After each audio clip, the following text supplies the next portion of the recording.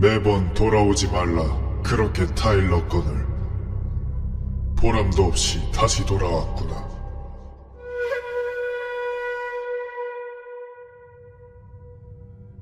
숨을 거둔 뒤 정신을 차려보니 당신은 아득하게 펼쳐진 들판 위에 홀로 남겨져 있다. 이곳저곳을 헤매어 보지만 길을 가려 해도 갈 곳이 없고 머무르려 해도 멈출 곳을 찾지 못한다. 그렇게 공허 속을 헤매던 중 당신의 눈앞에 흉악한 얼굴의 나찰들이 나타난다. 이들은 당신을 거칠게 다그치며 어디론가로 끌고 간다. 그렇게 한참을 지나 도착한 곳에는 사출산이라는 산이 솟아있다. 이 산에는 풀이나 나무는 없고 온통 크고 작은 바위들로만 가득 차 있는데 하나같이 칼날처럼 날카로운 모서리가 솟아있다. 먼저 도착해 산을 오르고 있는 사자들이 그 모서리에 찔려 고통스러워하고 있는데 그 비명소리가 천지를 메우는 듯하다. 그렇게 나아가기 두려워 주저하고 있을 때 자비 없는 나찰들은 몽둥이와 작사를 휘둘러 당신을 매질하며 가차없이 산에 밀어넣는다. 한 걸음 한 걸음 발을 옮길 때마다 날카로운 칼날이 당신의 발을 파고들어 발등 위로 솟아오른다. 고통에 못 이겨 비명을 질러보지만 앞뒤로 따라붙은 옥졸들은 당신을 사정없이 내리치며 길을 재촉할 뿐이다. 이렇게 숨조차도 쉬기 어려운 고통 속에서 당신은 끝도 없이 펼쳐진 사출산을 넘어야 한다. 그렇게 며칠인지 몇 년인지 모를 시간 뒤에 끝내 산을 넘으면 마침내 첫 번째 지옥, 도산지옥이 나온다. 도산지옥은 생전 깊은 물에 다리를 놓은 적도 배고픈 자에게 밥을 나누어 준 공적도 없는 자들이 벌을 받는 곳이다. 이곳을 다스리는 진광대왕의 대궐에 들어가면 이미 수많은 죄인들이 포박된 채 판결을 기다리고 있다. 이내 당신의 차례가 오면 진광대왕이 당신을 크게 꾸짖는다. 이놈이 이곳에 온 것이 도대체 몇 번째인지 모르겠구나. 그 수가 겐지스강의 모래알과도 같다. 매번 돌아오지 말라. 그렇게 타일러 건을 보람도 없이 다시 돌아왔구나. 판결이 끝나면 옥졸들은 곧바로 당신을 끌어내어 칼날이 촘촘히 박힌 침상 위에 강제로 몸을 눕힌다. 수천 수만 개의 칼날이 당신의 온몸에 파고든다. 또 옥졸들은 커다란 칼을 꺼내어 칼이 박히지 않은 당신의 몸 위를 사정없이 칼질한다. 그렇게 벌을 받고 이승의 시간으로 죽은 지 14일이 되면 당신은 다음 지옥인 화탕지옥에 끌려가게 된다. 화탕지옥에 가는 길은 매우 험한데 삼도하라는 큰 강을 건너야 하기 때문이다. 강을 건너기 전 당신은 두 노파를 만나게 된다. 그중 한 명이 말없이 다가와 당신의 옷을 벗겨간다. 그러고는 다른 노파에게 이를 넘겨주는데 그 노파는 당신의 옷가지를 의령수라는 나무에 건다. 이 나무에 옷을 걸면 그 삶의 죄의 무게를 알 수 있다. 무게를 확인한 노파는 당신이 삼도하를 건널 길을 알려준다. 삼도하를 건널 수 있는 방법은 세 가지가 있다. 그중 첫 번째는 맨 위에 위치한 나루터를 통해 건너는 것인데 이곳은 물이 깊지 않아 무릎에 채 닿지 않기 때문에 건너는 것이 그리 어렵지 않다. 죄가 얕은 사람들만이 이곳을 통해 물을 건널 수 있다. 두 번째 방법으로는 강 중류에 위치한 다리로 건너는 것인데 이 다리는 금과 은으로 만들어져 있다. 오직 선인들만이 이곳으로 건널 수 있다. 그리고 세 번째로 맨 아래 위치한 나루터를 통해 건너는 방법이 있는데 이곳은 다리도 없을 뿐더러 깊고 험한 장애물이 많기 때문에 죄가 깊은 악인들이 이곳을 통해 강을 건너게 된다.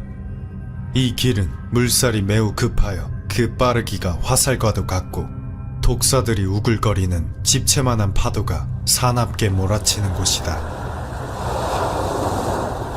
또한 이를 건너는 죄인들 위로 커다란 바위가 쉴 새 없이 떨어져 그들의 몸을 부순다.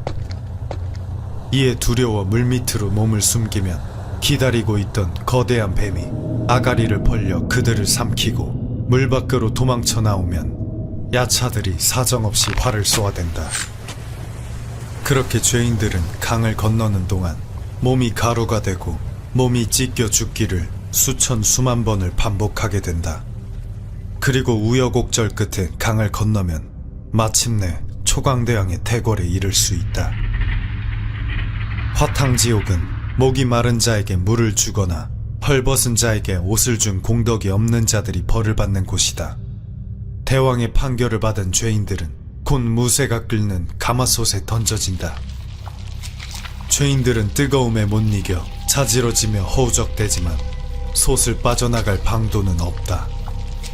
솥 안에서 죄인의 살은 불타고 뼈는 녹아버리는데 끝내 형체를 알아보기 어려울 지경에 이르면 옥졸들은 긴 장대로 죄인을 꿰어 건져내 살아날 때까지 기다렸다가 다시 가마솥에 던져 넣는다.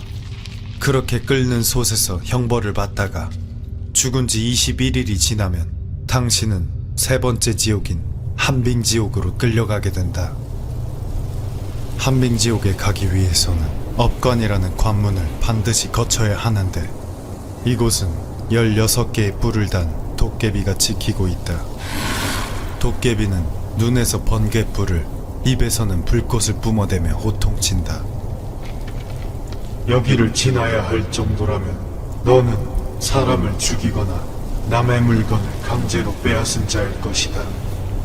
이 죄는 모두 손발을 통해 일어나는 바 통행료로 그 손발을 받아야겠다.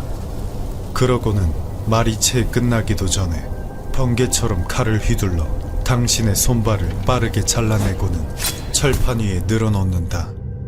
당신은 그렇게 손발이 잘린 채 송제대왕 앞에 끌려가게 된다. 한빙지옥은 부모에게 효도하지 않고 어른들을 존경하지 않은 자들이 벌을 받게 되는 곳이다. 송제대왕은 죄인이 생전 저지른 모든 죄를 소상히 읊어준다. 대놓고 저지른 죄부터 마음속 깊이 숨겨둔 것까지 빠짐없이 들춰내기 때문에 이를 들은 죄인들은 한마디 변명도 하지 못하고 부끄러움에 하염없이 눈물만 흘리게 된다. 판결이 끝나면 옥졸들은 철퇴를 휘둘러 죄인을 얼음 굴 속으로 밀어넣는다. 굴에 떨어진 죄인은 온몸이 얼음에 달라붙어 살이 찢겨 나가고 그 사이 뼈가 다 드러나게 된다. 또한 천장에서 떨어져 내리는 날카로운 고드름은 죄인의 몸을 뚫는다.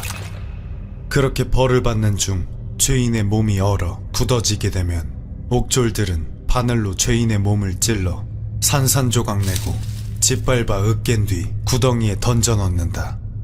그러면 죄인은 다시 살아나게 되고 다시 얼음굴에 던져지게 된다. 죽은 지 28일이 지나면 당신은 오관대왕이 다스리는 검수지옥에 가게 된다. 그곳에 가기 위해서는 업강이라는 강을 반드시 건너야 하는데 그 길이가 500리나 된다. 업강은 삼도와와 달리 물결은 잔잔하지만 뜨겁기가 용암과 같다. 강이 뿜어내는 열기가 두려워 죄인이 조금이라도 가기를 머뭇거리면 옥졸들은 방망이를 휘두르며 억지로 죄인을 강 속에 집어넣는다. 이 강 속에는 이빨이 달린 사나운 벌레들이 득실거리는데 죄인이 강에 빠지면 일제히 들러붙어 살갗에 날카로운 이빨을 받고 피를 빨아먹는다. 그렇게 온몸을 파고드는 고통과 옥졸들의 무자비한 구타 속에서 7일 밤낮을 꼬박 헤엄쳐가면 마침내 오관대왕의 어전에 도착한다. 오관대왕은 어떻게 해서든 더 이상의 벌을 피하고 싶어 서럽게 흐느끼며 자신의 억울함을 호소하는 죄인들에게 호통친다. 네가 평생 저지른 악행은 하나도 빠짐없이 내 몸에 그대로 묻어있다. 그러고는 업칭이라는 저울을 꺼내어 죄인을 저울의 한쪽 팔에 올린다. 그리고 반대편에는 무거운 저울돌을 50장이나 올린다. 이를 보고 자신이 더 가벼울 것이라 여긴 죄인들은 어리석게도 안도하는데 돌이 올라가면 예상과는 다르게 저울돌은 죄인에 비해 깃털과 같이 가볍고 죄인이 올려준 저울팔은 땅에 곤두박질 친다. 마음으로는 작은 죄라 생각하더라도 벌을 받을 때는 큰 법이다. 그렇게 판결을 받은 죄인은 검수지옥의 숲에 던져지는데 이 숲을 가득 메운 나무는 송곳과 같이 예리하여 죄인의 몸을 단숨에 꿰뚫는다. 죄인은 움직일 때마다 살점이 조금씩 떨어져 나가는 고통을 받게 된다. 죽은 지 35일이 되면 당신은 5번째 심판을 받기 위해 발설지옥으로 향하게 된다. 이곳은 그 유명한 염라대왕이 다스리는 곳이다. 염라대왕은 업경이라는 9개의 면을 가진 거울을 가지고 있는데 업관에서 잘라나온 죄인들의 손을 가져오게 하여 이것으로 비춘다. 그러면 죄인이 생전 저질렀던 모든 죄들이 비치는데 옥졸들은 이에 변명했던 죄인들의 머리채를 잡아 거울에 들이대며 잘 보라 소리친다. 그리고는 죄인의 몸이 티끌이 될 때까지 사정없이 매질한다. 발설지옥은 부모의 말에 대꾸하거나 입으로 화목을 깨트린 자, 어른들을 박대한 자들이 형벌을 받는 곳이다. 판결을 받은 죄인은 형틀에 포박되고 옥졸들은 죄인의 혀를 꺼낸다. 그러고는 몽둥이로 두들겨 넓고 얇게 편 다음 소가 밭을 갈듯 쟁기로 혀를 고문한다. 이렇게 업경의 죄를 비추고도 죄가 남은 자들은 죽은 지 42일이 되는 날 편성대왕이 다스리는 독사지옥에 가게 된다. 그곳에 가기 위해서는 800리에 걸쳐 펼쳐진 철환소라는 곳을 지나야 하는데 이곳은 커다랗고 둥근 돌들이 쉼없이 굴러다니며 서로 사납게 맞부딪히는 곳이다. 이 돌들은 부딪힐 때마다 큰 소리를 내는데 그 소리가 마치 우레와도 같다. 때문에 철환소 앞에선 죄수들은 발을 떼기 두려워한다. 하지만 역시나 자비 없는 옥졸들이 야차같이 다그치기 때문에 끝내 이곳으로 들어갈 수밖에 없다. 죄인들은 철환소에 발을 내딛는 순간부터 온몸에 돌을 맞으며 몸이 부서지는 고통을 받게 된다. 그렇게 우여곡절 끝에 철환소를 통과하면 비로소 독사지옥에 도착하게 된다. 이곳은 살인, 강도, 고문, 그리고 역적질을 한 자들이 벌을 받는 곳이다.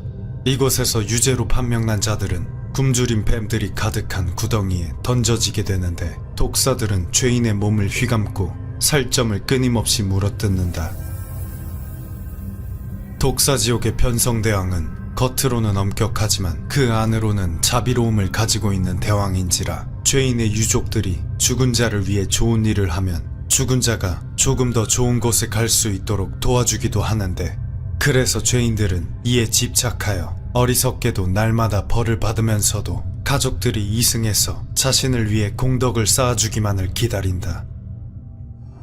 죽은 지 49일이 되면 죄인들은 마지막 7번째 심판을 받기 위해 태산대왕이 다스리는 거해지옥에 가게 된다. 이곳은 돈을 받고도 나쁜 음식을 대접한 자, 쌀을 팔 때 그 양을 속여 적게 준 자들이 벌을 받는 곳이다. 유죄를 받은 자들은 형틀에 묶여 큰 톱으로 뼈가 썰리고 몸이 토막나는 벌을 받게 된다. 또한 이곳에서 어디에서 환생할지가 정해진다. 태산대왕의 어전에는 6개의 문이 있는데 각각 지옥도, 악귀도, 축생도, 아수라도, 인간도, 그리고 천상도로 가는 문이 있다. 여기까지 판결과 형 집행이 모두 끝나면 당신은 다시 태어날 문으로 향하게 된다. 이때가 49일이기 때문에 이승의 유족들은 사자가 좋은 곳으로 보내지도록 기원하며 49제를 지내준다. 죄가 가장 적고 선을 많이 쌓은 자는 천상도로 가 극락왕생하고 두 번째로 죄를 덜 지은 자는 인간도로 가 괴로움과 즐거움이 반씩 존재하는 세계에서 환생하게 된다. 세 번째로 죄를 덜 지은 사람은 아수라도로 가게 되는데 이곳은 전쟁과 싸움이 끊이질 않는 곳으로 귀신들은 각각 무기를 손에 들고 죽을 때까지 싸우게 되며 죽어도 다시 이곳에서 태어나 영원히 싸우다 죽기를 반복하게 된다. 교만하고 시기심 많은 자들이 이곳에서 환생하게 된다. 큰 죄를 지은 자들은 지옥도, 악귀도, 그리고 축생도로 환생하게 되는데, 축생도에 간 자들은 짐승으로 태어나 고통받게 되며, 악귀도에 가게 된 자들은 영원히 음식과 물을 먹지 못해 배고픔에 굶주리는 벌을 받게 된다. 사람의 목숨보다 돈을 중요시한 자들, 식탐이 많은 자들이 이곳에 가게 된다. 가장 죄를 많이 지은 자들은 지옥도에 가게 되는데, 이들은 다시 여러 판결을 받으며 마침내는 파멸파란 지옥에 빠지게 된다. 파멸지옥의 맨 아래층에는 가장 고통스러운 지옥인 무간지옥이 있다. 우리는 어느 문에 가까워지고 있을까?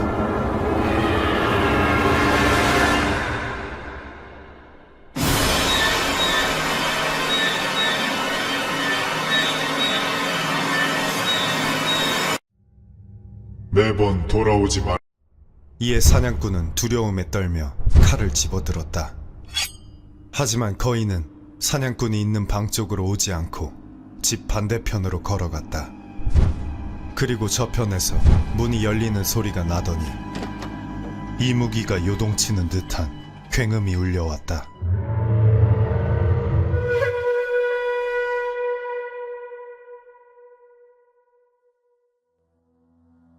때는 고려시대, 동북면 박천 땅에 한 사냥꾼이 살고 있었다. 그는 묘양산에 나가 사냥을 하곤 했는데 하루는 이상하게도 짐승이 한 마리도 보이지 않았다.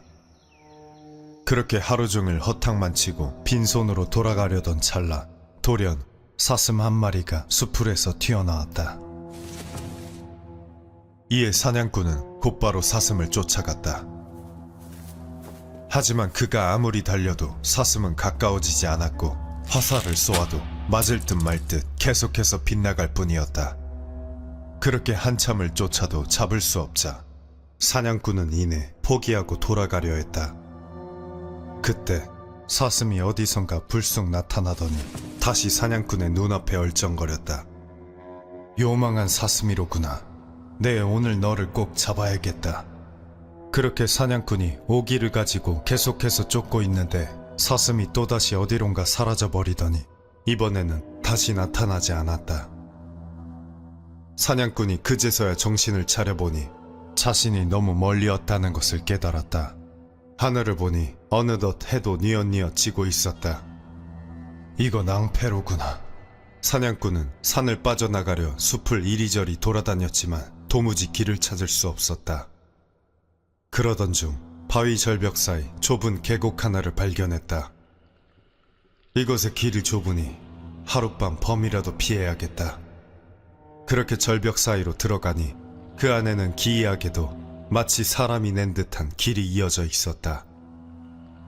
사냥꾼은 이를 이상하게 여겨 길을 따라 걸어갔다. 그렇게 얼마나 걸었을까? 길의 끝자락에 웬 기이하게 생긴 초가집 하나가 나왔다. 그 집은 가로로 길게 이어져 12칸은 좋게 되어 보였는데 오직 한쪽 끝에만 문이 달려있을 뿐 다른 곳에는 창문이 없었다. 이에 사냥꾼이 자세히 보려 집에 가까이 다가가니 문틈 사이로 웬 여자 하나가 보였다. 인기척이 들리자 여자가 고개를 돌려 사냥꾼을 쳐다보았다. 하지만 여인은 낯선 사람을 보고도 놀라거나 이상하게 여기지 않았다. 산에서 길을 잃었는데 하루만 머물다 갈 수 있겠습니까? 그러시지요. 여자는 흔쾌히 수락한 뒤 사냥꾼을 집으로 들였다. 집 안에 들어가 보니 부뚜막과 이어진 좁은 방 한 칸 뿐이었는데 기다란 방으로 이어지는 듯한 작은 문 하나가 달려 있었다. 사냥꾼이 그 문을 보며 저 방 안에 뭐가 있을까 생각하고 있는데 여인이 물을 내어주었다. 그렇게 한밤중 호랑이밥이 될 뻔한 위기를 넘기자 사냥꾼은 마음이 편해져 슬그머니 딴 생각이 들기 시작했다. 좁은 방에 여자와 단둘이 있으니 젊은 사냥꾼은 욕정이 일어 여인을 유혹했고 여인도 별다른 말 없이 승낙하여 두 사람은 동침하게 되었다. 그리고 얼마 뒤 여인이 저녁밥을 내왔다. 그런데 반찬이 곰발바닥, 사슴포, 돼지고기 등 온통 산짐승으로 만든 것뿐이었다. 이에 사냥꾼은 아차 싶은 마음이 들었다. 혹시 이 집에 남자가 있어? 그러자 여인이 아무렇지 않게 대답했다. 사냥에 나갔는데 곧 돌아올 것임. 그때 집 밖에서 발소리가 들려오기 시작했다. 여인은 소리를 듣더니 하던 말을 멈추고 돌아온 남자를 마중하려는 듯 황급히 집 밖으로 나갔다. 이에 사냥꾼이 문을 살짝 열어 밖을 보니 마당에 커다란 두 팔이 땅을 딛고 있었다. 그리고 커다란 자루가 바닥에 떨어졌다. 이에 사냥꾼이 위를 올려다보았지만 그 자는 몸집이 매우 커 그 얼굴이 처마에 가려 보이지 않았다. 내가 괴수의 집에 들어왔구나. 그렇게 사냥꾼이 숨지도 뛰쳐나가지도 못하고 방 안에서 안절부절하고 있는데 거인의 목소리가 들려왔다. 손님이 왔는가? 거인은 여인의 마중을 받으며 집 쪽으로 다가왔다.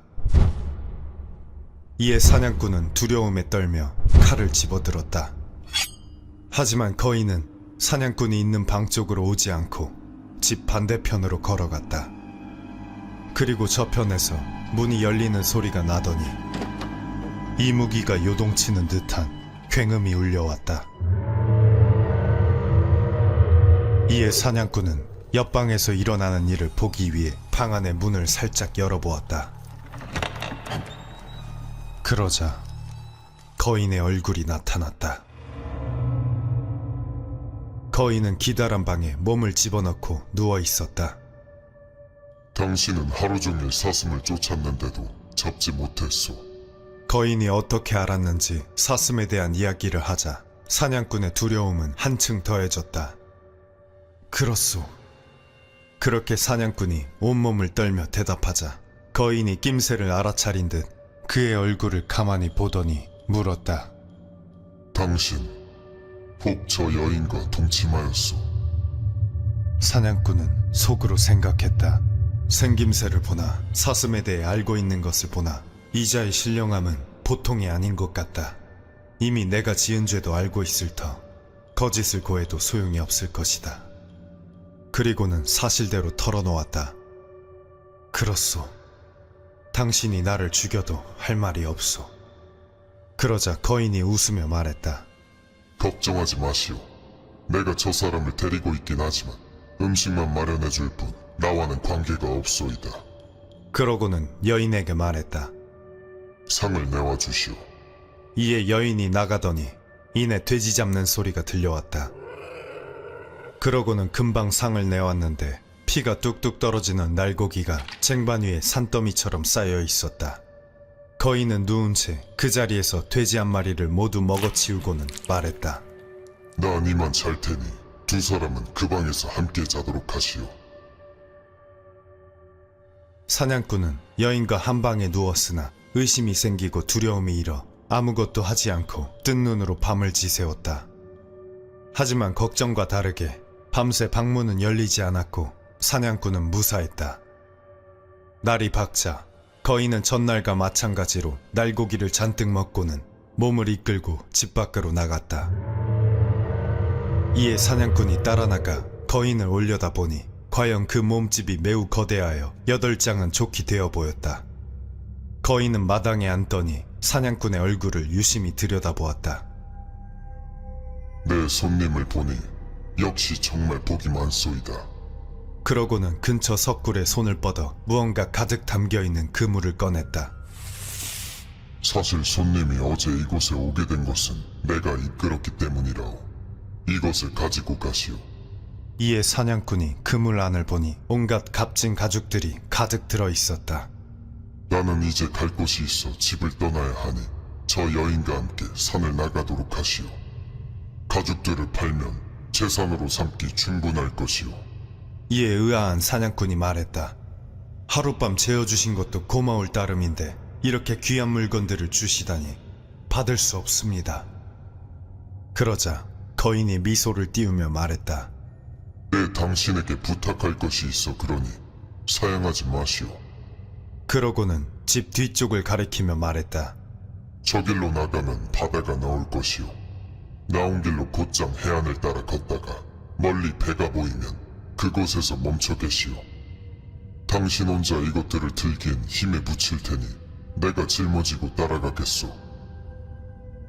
그렇게 사냥꾼이 여인과 함께 거인이 알려준 길로 계곡을 빠져나오니 과연 해안이 나왔다.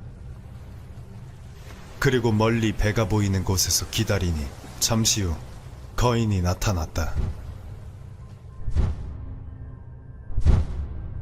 이 가죽들을 판 돈으로 소 2마리와 소금 100석을 사서 닷새우 이곳으로 와주시오. 남은 재물은 가져도 좋소. 그러고는 짐을 두고 떠났다. 사냥꾼은 거인이 시킨 대로 가죽을 팔았는데 과연 수천금을 벌 수 있었다. 그는 그 돈으로 약속한 것을 준비한 뒤 닷새 후 다시 해안에서 기다렸다. 얼마 후 거인이 저번처럼 가죽짐을 가득 들고는 나타났다. 잘 와주었소. 그는 그 자리에서 사냥꾼이 가져온 소 2마리를 먹어치우고는 가죽을 사냥꾼에게 넘겨주었다. 닷새 뒤 이번만큼 소금을 다시 준비하여 이곳에서 기다려주시오. 그러고는 사냥꾼이 가져온 소금을 들고 떠났다. 사냥꾼은 거인이 소를 잊고 말하지 않았다고 생각하여 소금과 더불어 저번처럼 소도 2마리 준비하여 닷새 뒤 같은 장소에서 기다렸다.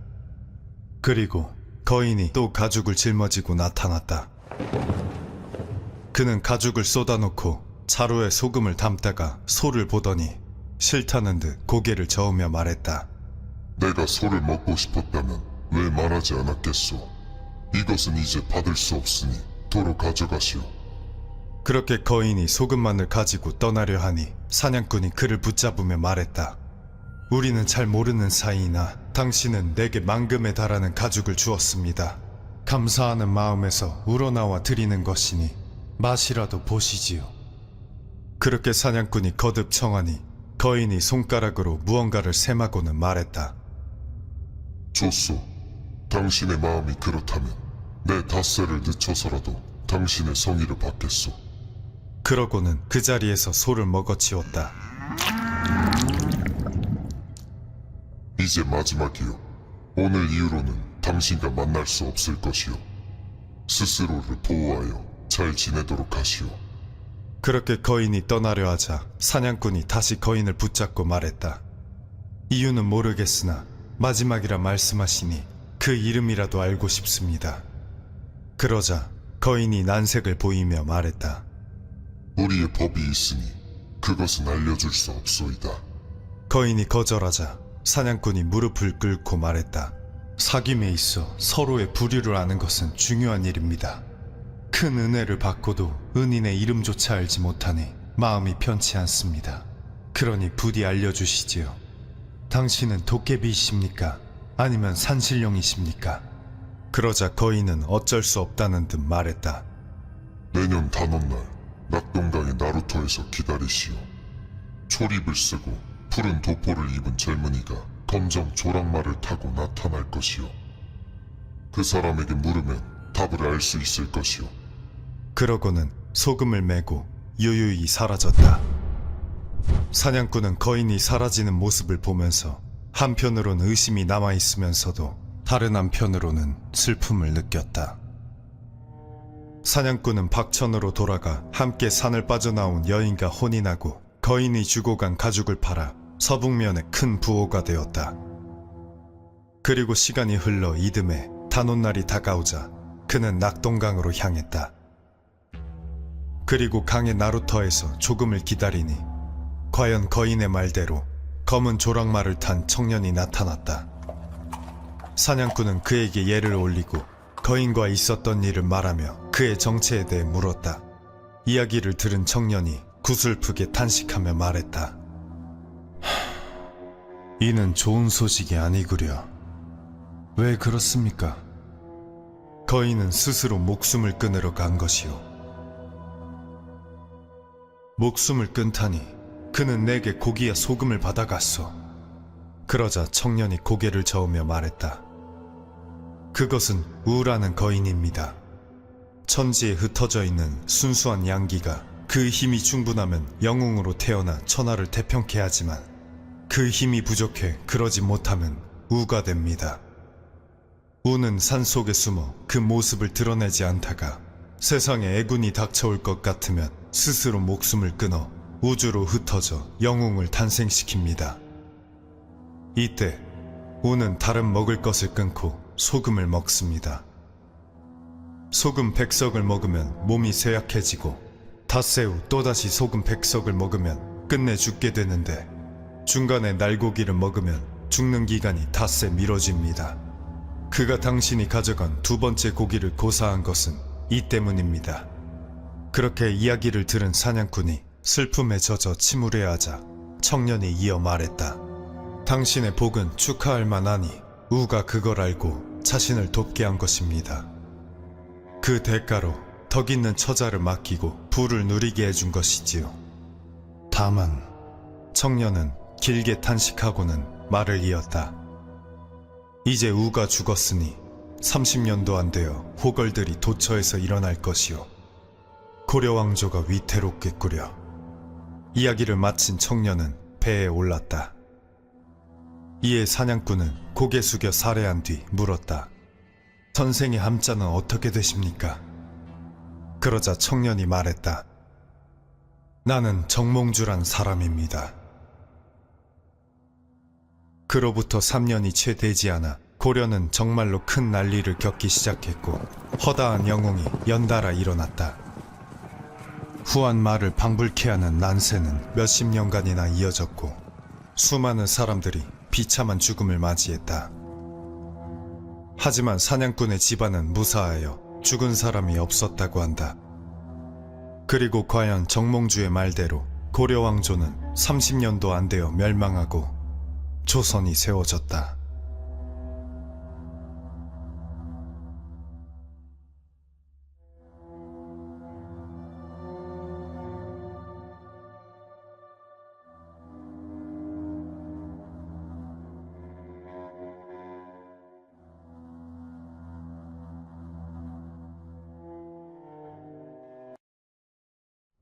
이에 사냥꾼은 두려움에 떨며